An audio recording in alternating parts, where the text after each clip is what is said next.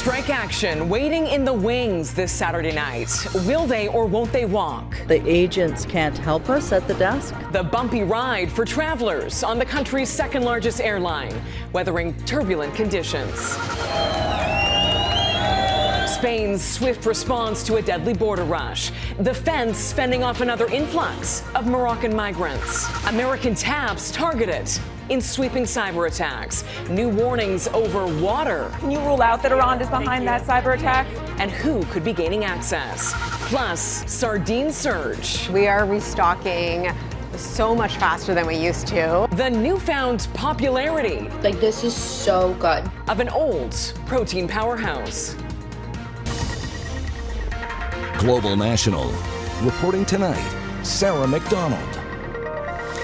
Good evening. Thanks for joining us. WestJet canceled dozens of flights across the country today as the deadline looms for potential strike action by thousands of the airline's flight attendants. WestJet began what it called an organized takedown today by canceling more than 86 flights. Some passengers had their flights canceled in the middle of the night and woke up to some unplanned and unwanted travel plan changes. I feel so bad. I did not sleep last night. I'm thinking until early in the morning that I'm going rush to my travel agency. Well, frustrated, and because we were so excited to go. This is one of our bucket lists we wanted to do for a long time, and getting canceled last minute like this is now what do we do?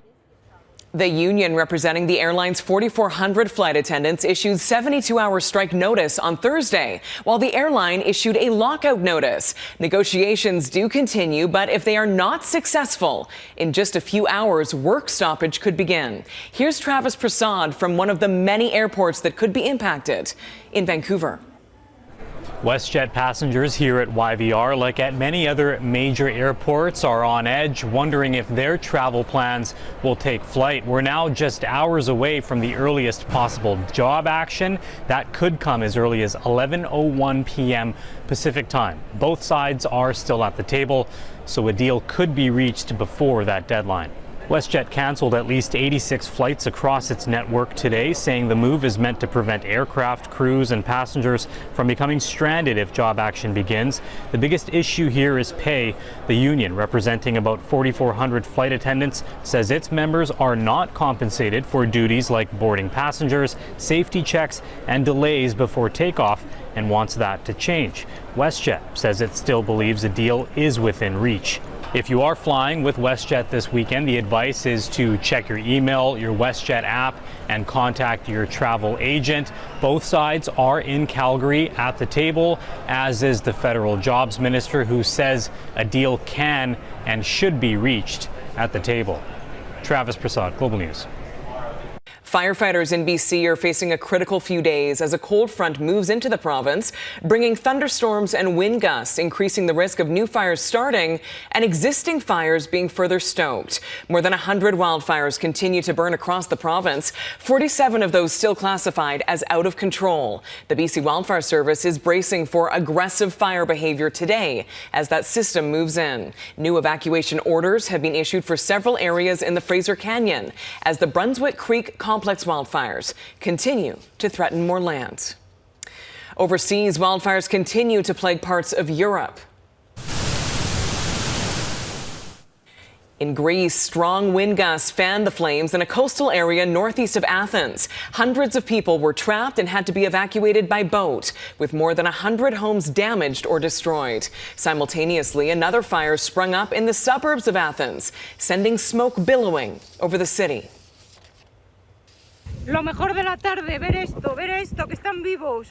And in Spain, a moment of joy and pure relief as a farmer discovered 3 of her donkeys had survived a wildfire there, despite charred earth surrounding them.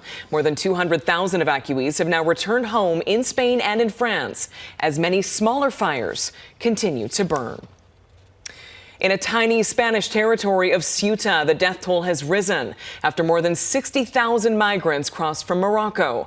At least 67 people have now been killed since the mass border rush on Thursday. As Vincent McAviney reports, Spanish authorities are implementing new measures to prevent another mass entry, but it might not be enough. Migrants from Morocco still attempting to cross into the Spanish enclave of Ceuta on Saturday morning. Spain was forced to send police and military reinforcements to this border. Now there's only a trickle of attempts, with most of the estimated 60,000 who crossed this week voluntarily flowing back over to Morocco. It's thought misinformation about a recent Spanish Supreme Court decision on the rights of migrants prompted the mass incursion. We are not in a state of normalcy. There are still several thousand people who must be returned, and the atmosphere among the population remains marked by unease and concern. A new 500-metre floating barrier has been installed to try to stop swimmers, but locals are calling for tougher reinforcement. We believe that the barrier we are looking at, these buoys, could also be vulnerable in the future, because anyone could swim in and get past it very easily. We've been calling for years for an increase in human and material resources in our city. The territory is not part of the Schengen zone, within which people can move freely around Europe, and it lies across the Strait of Gibraltar, separating it from the continent. Nevertheless, several EU members, including Finland, Denmark and Czechia, have praised Italian Prime Minister Giorgia Meloni's decision to temporarily suspend Italy's border-free Schengen arrangement with Spain. Prime Minister Pedro Sanchez, who visited the territory yesterday, has attacked the lack of solidarity from some members, accusing them of being driven by prejudice, fake news, ignorance or political interest. EU leaders are now set to hold an emergency video conference on Tuesday to discuss the situation. Vincent McAviney, Global News, London. Another deadly bombardment on Kyiv overnight as Russia's war on Ukraine rages on. Russian missiles killed 10 people in Ukraine's capital, the second major aerial assault there in 2 days. Of the more than 24 launched, only one was shot down. The attack comes as Ukraine faces a shortage of U.S.-made Patriot missiles that help intercept such attacks. U.S. President Donald Trump recently promised Ukraine's president that he'd grant them license to produce the interceptors themselves. But on Friday, he backpedaled, insisting he had not agreed to do so. In Moscow, 3 people were killed and more than 20 others injured when a woman set off a bomb outside an upscale restaurant. A security guard who noticed her and stopped her from entering was also killed alongside a restaurant patron. The bomb is being described as an improvised explosive device. The incident is being investigated as a terror attack. As the United States and Iran trade strikes in the Middle East, a different sort of attack is unfolding on American soil, potentially linked to the conflict. Dozens of Minnesota's water facilities appear to be the target of ongoing and coordinated cyber attacks on the heels of warnings that Iranian-affiliated hackers could target American infrastructure. But as Candace Cole reports, U.S. President Donald Trump is making the blame political and placing it a lot closer to home. Can you rule out that Iran is behind that cyber attack? You know who's behind it? Minnesota, because they're grossly incompetent. I think the governor's behind it. I don't think there was an Iranian cyber attack. U.S. President Donald Trump blaming Minnesota during his Friday cabinet meeting at Camp David for a cyber attack that compromised over 30 water facilities in the state and impacted 7 more. Minnesota's Democratic Governor Tim Walz wasting no time firing back, saying Trump knows exactly who is responsible for this attack and knows that other states were hit too, adding, "This is what modern warfare looks like, and it further illustrates there's no plan to win a war with Iran." The exchange comes after the FBI said Thursday that hackers accessed programmable logic controllers, or PLCs, remotely, changing IP addresses and passwords, resulting in a loss of monitoring and control of the impacted water facilities. To have this many different municipalities getting hit at once, this is fairly unprecedented. PLCs are small computers used to control equipment in places like water treatment facilities. They were first introduced for water treatment in the late 1970s to automate filtration and distribution processes. But today, experts say older models are outdated and vulnerable. These PLCs are useful but dangerous, and hooking them up to the internet is the equivalent of smoking next to a gasoline can. Just a week prior, the Cybersecurity and Infrastructure Security Agency, known as CISA, issued this warning of Iranian-affiliated hackers targeting PLCs across the U.S., an update to a warning the agency initially released in April. If this is Iran, I think by definition this is an act of war or terrorism. What would have happened if this wouldn't have been detected right away and they had a week in there? Officials say the water quality in Minnesota is safe. Minnesota Senator Amy Klobuchar says she's working with the National Cybersecurity Director to update the state's technology systems. Candace Cole, Global News, Washington. Donald Trump says he 100% disagrees with federal prosecutors who have decided to drop charges against a former Olympian accused of vandalizing the reflecting pool in Washington, D.C. Federal prosecutors told a judge on Friday that the damage was caused by a botched installation by a contractor, not vandalism. Former Olympic canoeist David Hearn says he was just touching the pool when he was arrested last month. The pool experienced algae blooms and its newly installed liner was failing. In a post today on social media, Trump did admit there may have been some contractor difficulty, but maintains the major damage must have been caused by vandals. CONCACAF has joined UEFA in calling for accountability in the wake of FIFA's flip-flop over selling a stake in the World Cup to private investors. Late yesterday, FIFA President Gianni Infantino backed down from his proposal to create a $20 billion company to run the World Cup with private investors, including the Kushner family. In a statement released this morning, the 41 CONCACAF countries, including Canada, described the proposal as a symptom of leadership that has stopped putting football first, adding a comprehensive reckoning with this presidency is imperative. The European soccer group UEFA said it has, quote, lost confidence in FIFA leadership under Infantino's decade-long presidency, and says that, quote, no option should be off the table. Canadian doctors are flagging an influx in hospital visits for severe injuries, all with one common thread. Coming up, how hopping on an e-scooter could be a riskier ride than many realize.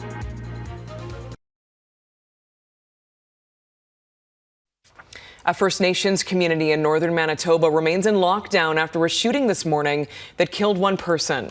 Residents of Pimachikamak, Cree Nation, located more than 500 kilometers to the west of Winnipeg, were told to stay inside and lock their doors and windows. Our CMP there are still investigating and still looking for the shooter.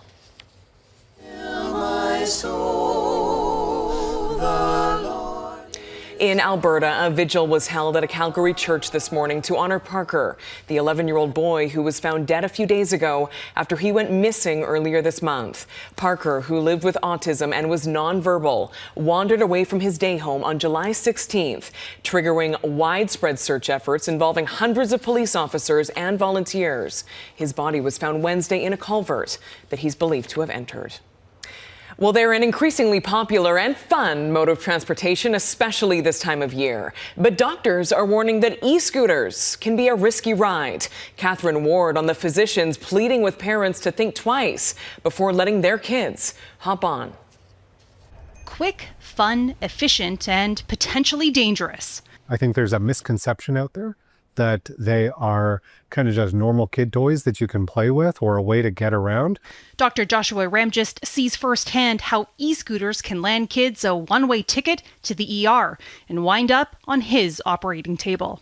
More than just broken bones, it's multi-organ injuries, which are very different than what we would see from a normal scooter or a conventional bicycle. Between 2023 and 2024, there were 53 e-scooter injuries that required someone under the age of 18 to be hospitalized. Doctors know that number has only gone up. Because I think there's probably been like over 100 e-scooters this year already since May. Dr. Suzanne Benno says 2024 was a tipping point, and there has been an exponential increase in the number of e-scooter traumas. Every year it doubles. We're seeing a lot of severe injuries when these children are on e-scooters in traffic, and they're going that speed hit by a car that is going that speed or faster, and they're vulnerable road users. They're they're ejected off the scooter. They often are not wearing a helmet. Benno believes part of the issue is the patchwork of regulations. A town nearby is perfectly legal to be on an e-scooter. Here in Toronto, for example, it's actually not, but I'm not sure that everybody understands that or knows that.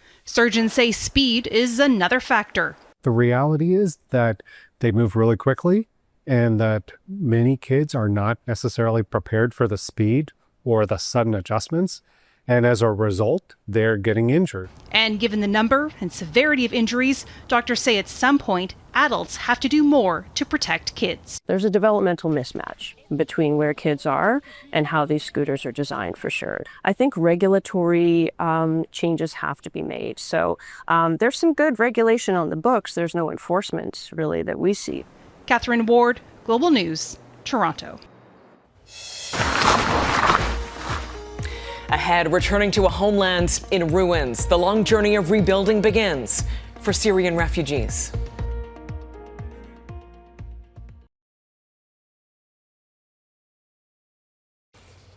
Over the past decade, Canada has absorbed more than 100,000 Syrian refugees. They fled a deadly and destructive civil war, but after the collapse of Bashar al-Assad's regime in 2024, many have decided to return home and rebuild. But the destruction they are facing in their homeland is immense. The World Bank estimates Syria needs nearly $250 billion to recover. Raham Al-Azam with a look at the emotional and financial toll of rebuilding in a war zone. A happy homecoming for thousands of Syrians who fled during the war, now returning to rebuild, including some Canadians. This is the moment Mustafa Kharnoub returned home. After arriving in Canada as a Syrian refugee in 2019, earning a computer science degree and building a life in Toronto, Mustafa made the decision to return to Syria. I didn't feel like I was deciding, like it was kind of an automatic thing. The regime felt, okay, we go back, you know, because that's why we left. Mustafa was drawn home by the memory of his father. My dad was kidnapped and killed by the regime. We all felt in the family that there was like a part of us that is missing and is still here. I too returned home to find family memories buried under destruction. Like many homes in Syria looted during the war, but this one is very personal to me. It's my grandfather's house, or what is left of it. He was once full of life, and now it's stripped of everything: windows, doors, electricity, nothing left. The ruins of war have left entire communities without homes to return to. Jober, on the eastern edge of the capital Damascus, was the site of some of the fiercest fighting in Syria's war. Today, many people still have no clear path to return or rebuild. This car shop owner says he has already spent thousands rebuilding his business so he can restore his livelihood. Years ago, he and his sons were severely injured in a Russian attack. This man lost his home and his leg, but he's grateful to be alive. Standing here in Jober, Syria, it's hard to grasp the scale of destruction. Entire neighborhoods reduced to rubble. And rebuilding a place like this isn't just about construction. It's kind of effort that takes years, billions of dollars, and a generation determined to start again from nothing. This place shows how difficult it is to rebuild Syria. And this is only one city. For Global News, Riham Al-Azam, Jober, Syria. Sardines in the spotlight. Next, why the canned good has become a hot item.